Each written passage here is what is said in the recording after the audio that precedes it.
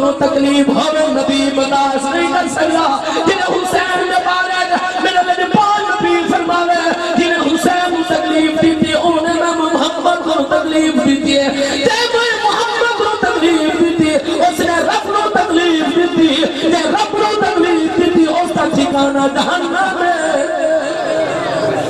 مسلمانوں تو جو فرماؤ جس میں شام نواب ہو جائے اے میرا ہو جائے حضرت بی بی نبی گھر والی حضرت ام سلمہ فرمانے تبری علیہ نے کیا ہے تبرانی کے اندر ہی آیا ہے پوری تاریخ کے اندر ہی آیا ہے حضرت ام سلمہ فرمانے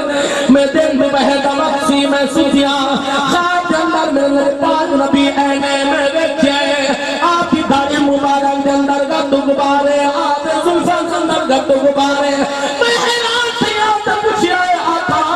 اگر ایک کیا پوزیشن سے کیا حالت بڑی ہوئی ہے یا رسول اللہ خیریت ہے میرے لئے پاک نبی حضرت ام سلمہ فرمینے لیکن پاک نبی رو میں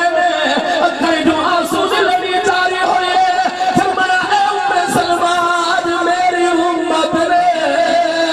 میرے شہزادے نو بے درد دینا کربلا دے میدان وچ شہید کر دینا اے ام سلمہ کوئی غیر نہیں سی میری امت نے جس امت واسطے میں کارا داندہ روندہ دیا جس امت واسطے میں میدانہ داندہ روندہ دیا جس امت واسطے میں 63 سال امت داندہ روندہ دیا آج اس ظالم امت نے میرے شہزادے نو پہ تب دن حال مار چھوڑیا ہے پورا کنبائی شہید کر چھوڑیا ہے حضرت ام سلمہ فرمانے میری یا قدم جو اکھ کھلی ہے انہیں پوچھا لوگو آج نہیں کہہ رہا ہے دسیا ہے آج 10 محرم الحلال اللہ دن نہیں مسلمانوں توجہ فرماؤ حضرت بی بی ام سلمہ فرمانے لیکن پاک نبی نے حسین کا بچپن سی ایک مٹی دیتی فرمایا ام سلمہ اے مٹی رکھ لے جدو اے مٹی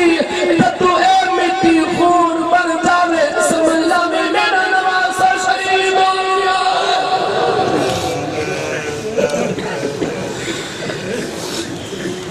مسلمانوں جو فرماؤ حضرت ام سلمہ فرمانے او مٹی شیشی کے اندر رکھی